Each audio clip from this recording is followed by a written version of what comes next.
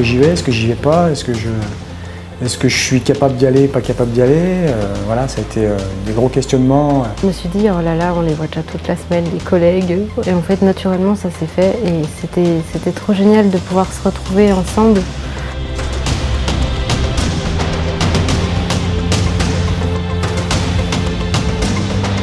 C'est un peu ce qu'on va vivre, mais on n'imagine pas en fait cette intensité, quoi. C'est bizarre parce qu'on sent bien.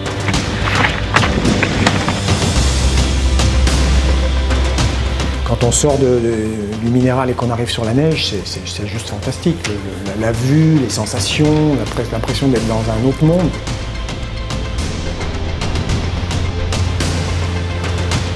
Alors là, ben oui, on fait des zigzags, on monte, et là c'est long et on se dit quand est-ce qu'on va arriver au bout, quoi.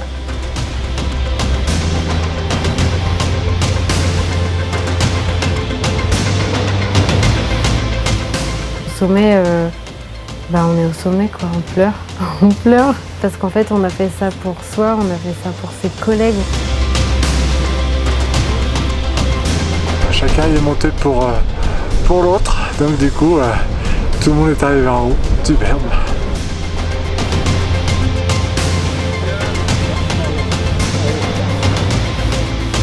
L'aventure qu'on a vécue, c'était ça en fait. On était tous en groupe ensemble et c'était rassurant.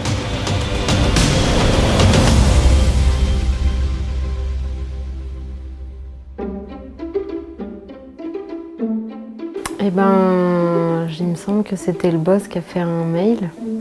Et j'ai lu ce mail, je me suis dit c'est pas possible et en fait c'était vrai. Premier réflexe, c'est waouh, c'est énorme en fait. Dans un premier temps, un enthousiasme démesuré. Oui, super, c'est l'occasion d'y aller.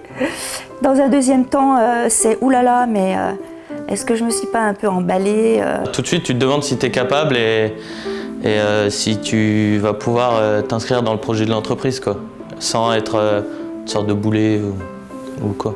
Forcément, on se dit, mince, est-ce que je suis bien dans les destinataires de cette proposition? Mais du coup, étonnée, mais ravie, quoi. Enfin...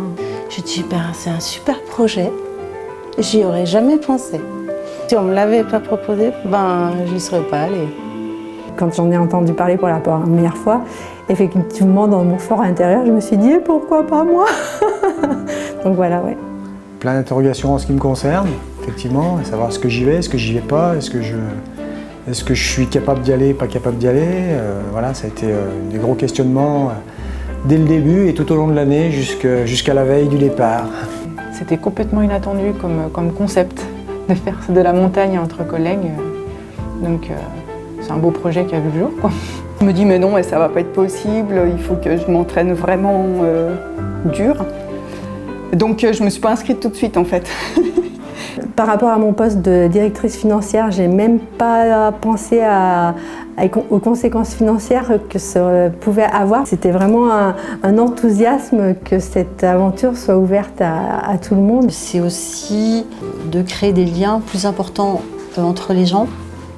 Et après, ça se ressent forcément dans les ambiances de travail. Et je pense que pour le travail, après, pour l'entreprise, c'est une ascension, quoi. Voilà. C'est quelque chose qui m'a dépassé au début, puisque on pensait le faire en format réduit et finalement c'est devenu un vrai projet d'entreprise avec une vraie dynamique de l'ensemble des employés, à la fois ceux qui montent et à la fois ceux qui sont restés dans les bureaux.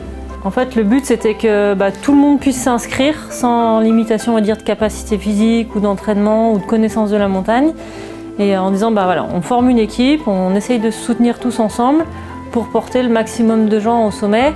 En gros, c'est 2 000 € par salarié, si on comprend l'entraînement et l'ascension, plus les différents faux frais qu'il peut y avoir. Je me suis dit, ok, je peux pas louper l'occasion, il faut que je le fasse là.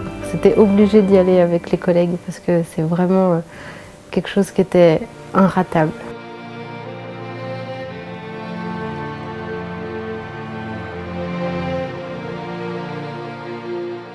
Le Mont Blanc, c'est quelque chose, oui, c'est l'ascension à faire dans une vie, je pense. Parce que ça représente le toit de l'Europe. Voilà, c'est un gros symbole. Ah non, j'ai jamais fait le Mont Blanc, non. Est-ce que tu avais déjà pensé le faire? Non. Honnêtement, j'aurais jamais pensé faire le Mont Blanc. C'est quelque chose qu'on imagine, mais on suppose pas pouvoir le faire, donc forcément, ouais, c'est impressionnant, quoi. Je pensais que j'avais pas le niveau. Bien que je sois souvent sur les chemins, à crapahuter dans la montagne, mais pas au point d'imaginer de tenter cette ascension. Moi, je me disais, il faudra que je le fasse un jour. Je vois tout le temps ce Mont Blanc, je regardais aux jumelles mon grand-père qui me montrait, ah ben oui, il faudra que j'y aille parce que je vois les cordées là quand j'étais toute petite comme ça. Pas de la peur, c'était plus un mélange d'excitation et puis ouais, un challenge à relever en fait. C'était un objectif personnel de longue date, parce qu'on avait parlé quand j'étais jeune et que je faisais de la montagne, mais ça avait été abandonné avec l'arrivée des enfants et puis les choix de vie qu'on fait au fur et à mesure des années, quoi. C'est jamais anodin d'amener quelqu'un au sommet du Mont Blanc. C'est toujours une émotion, tu sens que c'est toujours long, c'est toujours dur. Parce que si t'es pas en forme, tu mets très longtemps pour y aller, donc tu es très fatigué. Si tu es un peu plus en forme, tu vas très vite et tu arrives en haut, tu es très fatigué quand même. Donc, et puis il y a l'altitude, c'est le sommet le plus haut. À partir de 4005, c'est quand même très dur. Donc même pour les guides, c'est quand même des sommets où voilà, on ne peut pas en enchaîner beaucoup quand même. À chaque fois qu'on monte au sommet d'une montagne, on l'a souvent en visu.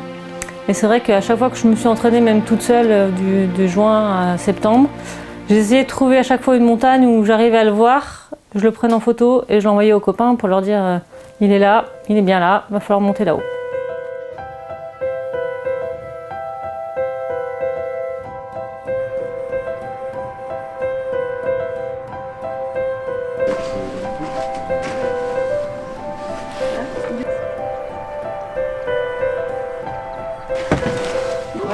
Est-ce que vous n'avez rien oublié déjà dans votre... Allez plier les couettes au bout du lit. Plier les couettes. Direction l'aiguille de l'épaisseur. Moi c'est Paul, enchanté. T'es d'où? Je suis de Chambéry, je travaille à Albertville. Tu penses que tu te sens capable ou il y a du défi ou t'es dans... Je suis dans le déni.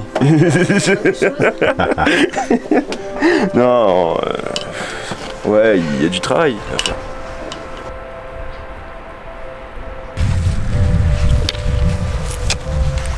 En fait, j'appréhendais vraiment parce que je me suis dit, oh là là, on les voit déjà toute la semaine, les collègues.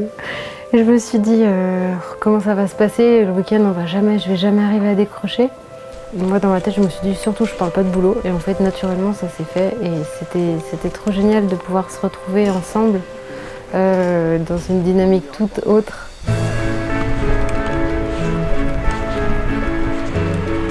Alors, on arrive juste sur l'arrière des aiguilles d'Arles. Dans la vision qu'on en a habituellement, c'est-à-dire depuis Saint-Jean-de-Maurienne et la vallée des Arles. Eh bien, c'est un moment de partage, donc du coup, c'est aussi plaisant de raconter la montagne qu'on connaît, de faire partager la beauté des fleurs, l'apaisement que procure cette montagne. Voilà. Donc du coup, c'est enrichissant aussi de partager ces moments-là, apprendre à se connaître différemment. Voilà.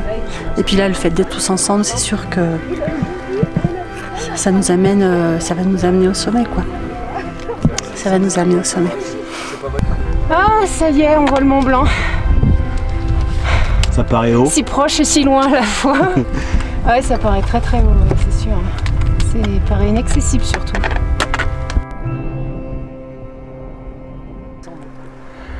Ouais, après, c'est ça. Vous aviez déjà fait un sommet comme ça? C'est ça, c'est là. 3002 comme ça, non. Allez, Nina, allez! Tout le monde sera au sommet? On sera au sommet. L'objectif, atteindre du week-end. Parfait. C'était trop facile.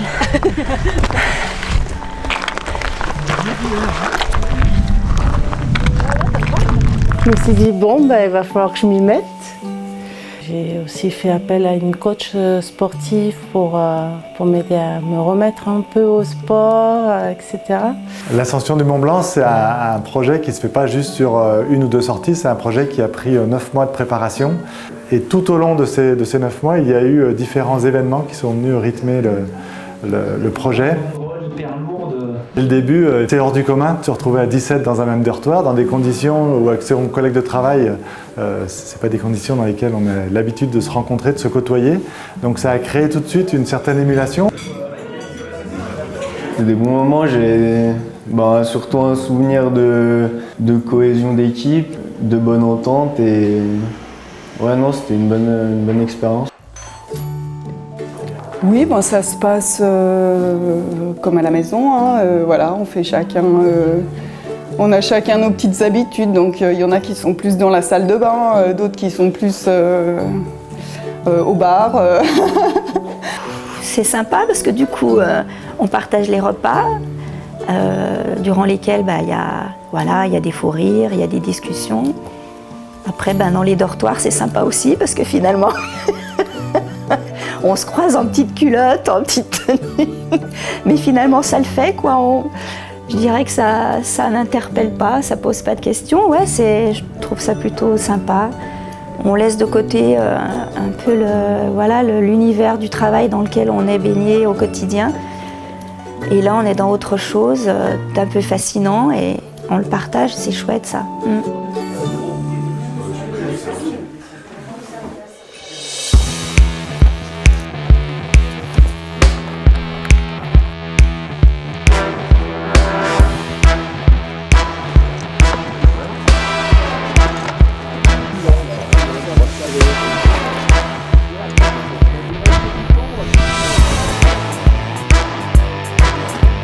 Pourquoi ce choix de site pour la préparation?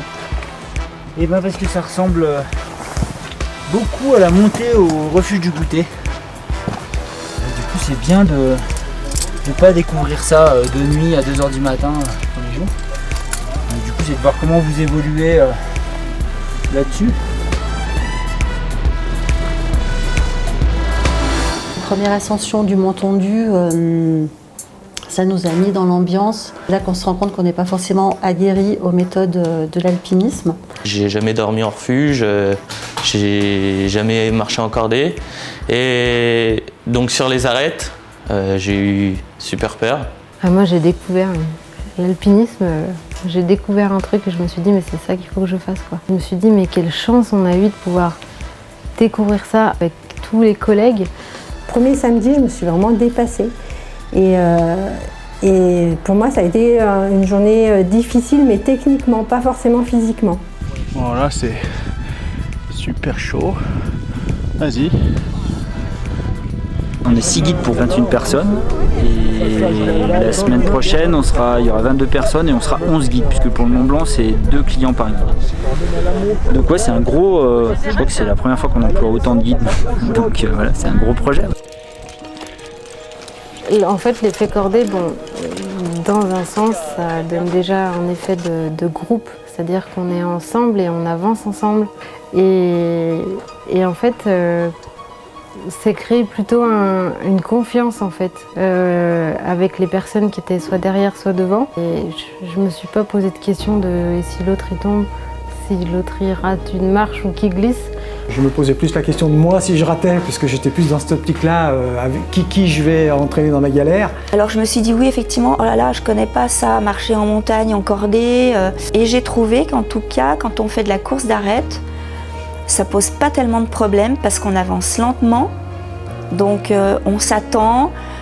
La cordée, c'est un peu comme une équipe. Ça veut dire que si on connaît pas ses coéquipiers en partant, on ne sait pas comment ils peuvent réagir en montagne, on ne sait pas comment on pourra les aider. C'est fort parce que du coup, tu as vécu quelque chose avec l'autre qui laissera des traces, à mon avis, tout le temps, parce que quelquefois on était dans le dur et heureusement que l'autre était là pour t'encourager et inversement, quoi.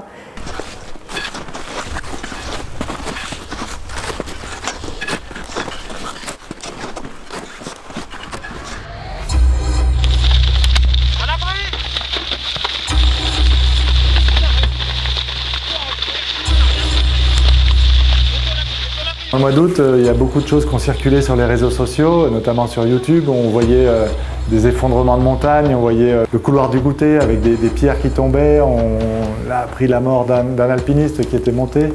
Il s'avère que toutes ces images ont créé un climat anxiogène pour l'ensemble des équipes, forcément, et beaucoup de questionnements. Il a fallu faire aussi œuvre de pédagogie pour dire que c'était quelque chose qui était habituel au Mont Blanc, que ce n'était pas exceptionnel.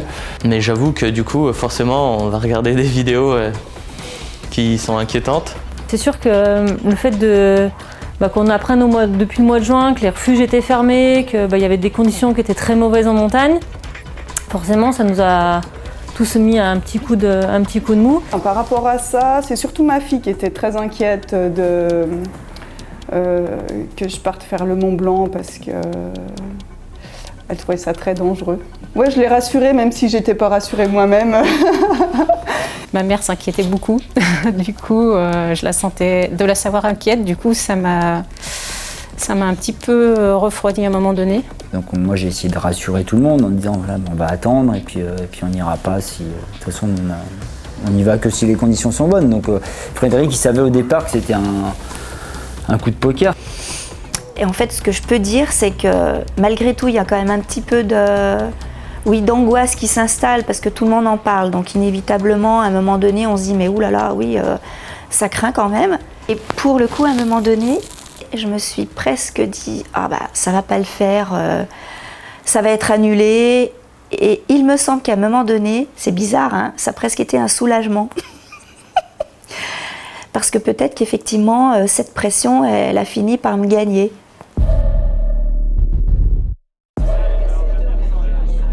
C'est vraiment le départ de l'aventure. Tous ensemble, mais un peu seuls quand même. Toutes ces montagnes qu'on voit de loin d'habitude, cette fois c'est une réalité, elles sont à côté de nous. Ça y est, on y est quoi, on attend ça depuis 1 an. C'est magnifique, il a neigé, les sommets ils sont sublimes, ils sont blancs, immaculés, c'est vraiment magnifique quoi. Mont Blanc 4008, plus au sommet d'Europe, c'est stressant hein. Puis demain ils annoncent beaucoup de vent alors je sais pas si on va y arriver, ils annoncent du -20. J'avoue, même en week-end de préparation, j'avais déjà posé le cerveau. Je ne l'ai pas trop retrouvé dans la semaine et là aujourd'hui on est parti et on est toujours à fond pour aller, pas en haut forcément, peu importe, on va dire là où on peut aller, ça sera déjà le dépassement de soi, qu'on aille au refuge du goûter avant ou qu'on aille au sommet.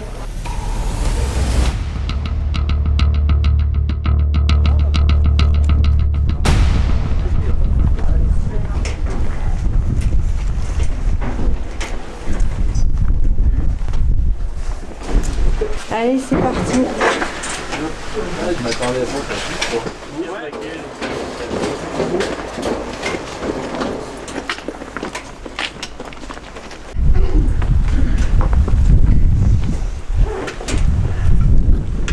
Et là, tu pars, tu mets ta frontale, après tu commences à marcher, et là tu te dis, mais qu'est-ce que je fous ici, quoi.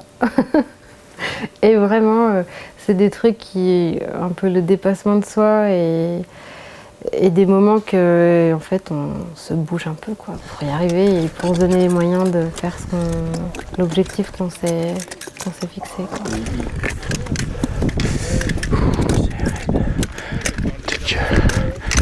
Bah du coup genre là on est juste avant le couloir. Il y a l'endroit exposé, c'est le couloir juste derrière là. Où il faudra pas traîner. Avancer le pied sûr en allant assez vite. Et après c'est moins exposé, c'est un peu plus grimpant. Ce que j'en pense, c'est que c'est magnifique. Le ciel est d'une beauté incroyable. Qu'est-ce qu'on est bien. Trop heureuse d'être ici. La première partie sur la paroi rocheuse, il fait nuit, c'est calme, chacun est concentré. C'est là où l'ascension commence et c'est là où on est dans le dur et dans le sujet. Passez le retour là, ouais. Et après je vous dis qu'on pouvait venir.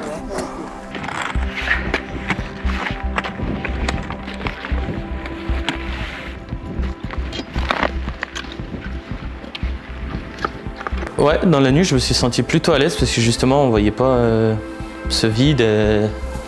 On voyait pas tout ce qui est impressionnant de jour, quoi. Les crevasses, les glaciers à droite, les glaciers à gauche.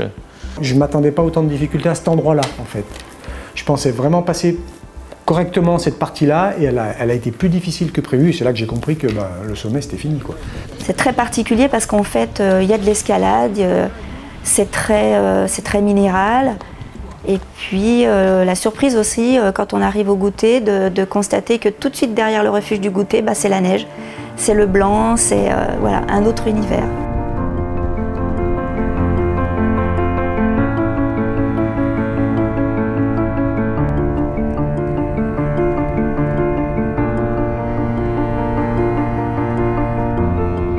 Quand on arrive sur le glacier, c'est quand même magique. C'est un autre monde, c'est beau. Et là, on va commencer à faire des pas un peu plus petits, plus réduits, et l'altitude se fait quand même bien sentir. C'est là où du coup on s'est mis vraiment en mode on va monter au sommet du Mont Blanc, mais on y va doucement et sûrement. On fait tous les zigzags, on voit jusque là où on va aller, et c'est difficile. Et moi j'avais du mal avec le souffle. Et en même temps, je me reposais la même question que je me posais le matin à 4 h quand on part, c'est qu'est-ce que je fous là, je vais jamais arriver au sommet, quoi. Ce qui était incroyable et les souvenirs vraiment précis, c'est l'étendue du blanc et l'étendue du bleu. Donc le blanc, la neige, le bleu, le ciel, et ça partout, quoi. Une fois arrivé, passé l'épaule du dôme du goûter, que j'ai vu ce qui me restait et là je me suis dit je sais pas si je vais y arriver. Je voyais les cordées au loin, ils étaient tout petits. Et je me suis dit, faut que j'aille là-haut, je sais pas si je vais y arriver. Donc j'imagine que tout là-haut, c'est le Mont Blanc. Et oui, j'y arriverai pas, donc je vais pas tenter. Allez, respire un peu. Tu respires bien par le nez. L'émotion là, qui t'envahit. Tiens, mais ça c'est quoi qu'on... Peut-être bien. Allez, pleure, des fois ça fait du bien de pleurer. Trop bien. Super. Là j'ai vraiment senti que j'avais 72 ans. Et là je crois que j'ai bien fait de venir là et abandonner le sommet du Mont Blanc parce que j'étais plus arrivé déjà au refuge du goûter. Vive la retraite. Bien joué. Ça va bien? Bah ouais, on s'est marré. À fond, hein, génial. Est-ce qu'il y en a beaucoup des patrons qui osent amener ces salariés là? Ouais, je pense pas. Hein. Ouais,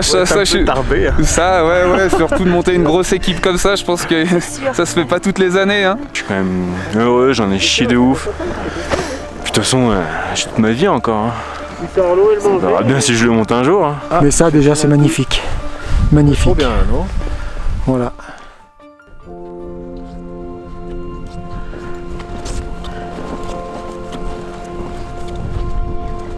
Vraiment là, je me suis dit, compte tenu de l'heure qu'il était quand on est arrivé à ce col du goûter là, je me suis dit, j'étais profondément consciente que moi j'irais pas en haut, pas parce que je n'y arriverais pas physiquement, mais parce qu'en termes de temps, on n'y arriverait pas. Après, moi j'ai eu peur de ne pas arriver au sommet à cause du vent. Ça va être dur. Sur l'arête du Mont Blanc, là, à la fin, entre la 3e et le boss et le sommet, c'est dur pour tout le monde, quoi. Donc il y en a qui ont envie d'arrêter, mais on dit non mais là on va pas s'arrêter là, et tu peux y arriver, et on va mettre du temps, mais c'est pas grave. Et chaque pas est fait mécaniquement, mais dans ta tête c'est un combat. Et franchement, j'ai pensé à tout ce qui m'arrivait dans ma vie. Mais malgré tout, on avance, quoi. C'est fou cette sensation d'aller au-delà des éléments. Sur les dernières arêtes, je me suis dit, pourquoi je vais en haut? C'est juste une montagne, pourquoi je ferais pas demi-tour maintenant? Et puis c'est ce que je te disais tout à l'heure, il y a ton coéquipier qui est avec toi. Donc je me suis dit pour lui, il reste 200 mètres de dénivelé, je suis obligé de les faire, je peux pas m'arrêter là pour lui, quoi. Comment dire, il y a eu une émotion en nous disant mais on va y arriver, quoi. On y est. juste avant une partie qui était en glace. Il y avait des escaliers en glace à franchir. Puis après, il y avait une grande crête, je me souviens, très très ventée. Et là, je me suis dit, waouh, qu'est-ce qu'on fait là? C'est lunaire. Et au final, après, arriver au sommet, et au sommet, on est au sommet, quoi. On pleure. On pleure. On pleure parce qu'en fait, on a fait ça pour soi, on a fait ça pour ses collègues, on a fait ça pour sa famille.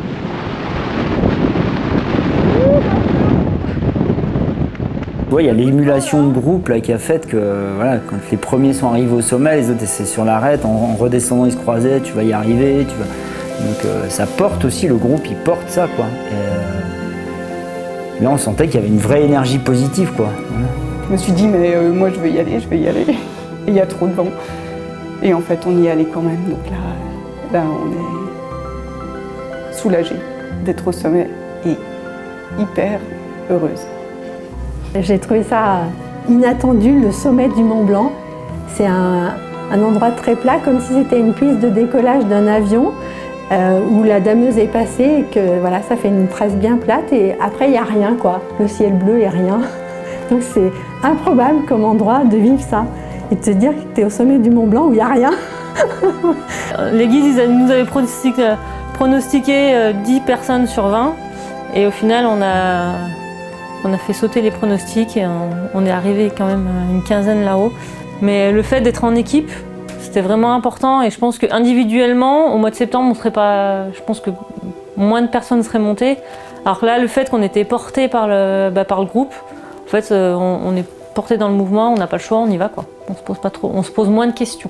Moi, j'ai un souvenir qui me vient en tête, c'est une fois en haut, on a rejoint une cordée et j'ai pris Fred mettre dans mes bras et on s'est fait un câlin, on a pleuré tous les deux alors qu'on ne l'aurait jamais fait en vrai, quoi. Donc ça, dès que je rencontre Fred de nos jours, maintenant, je repense à ça et forcément, c'est que du positif dans l'entreprise.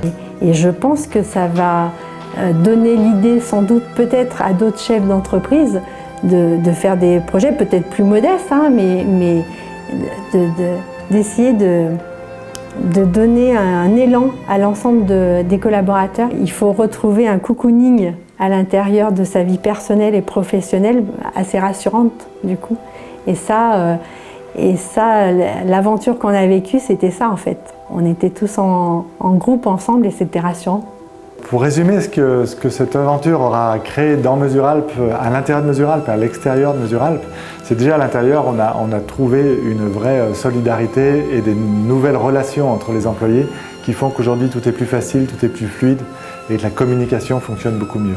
À l'extérieur de Mesuralpes, même si au départ ce n'était pas le but recherché, en tous les cas ça a aussi montré que notre entreprise de géomètres experts spécialisée dans la remontée mécanique et dans le milieu alpin était présente sur des grands projets, pouvait être là sur des grands projets, était une équipe dynamique, une équipe de montagnards et donc donne un message positif de travailleurs en montagne, de travailleurs dans ce milieu montagnard, dans ce bassin de vie qu'est le monde de la montagne. Ça nous donne une identité, une singularité par rapport à nos confrères géomètres qui n'est pas négligeable non plus et qui était importante. Et on voit aujourd'hui, de par les différentes personnes que l'on peut rencontrer, et vis-à-vis de nos clients notamment, qui disent « Ah bah oui, on aime cette énergie, on aime ces engagements qui font les valeurs d'une entreprise ».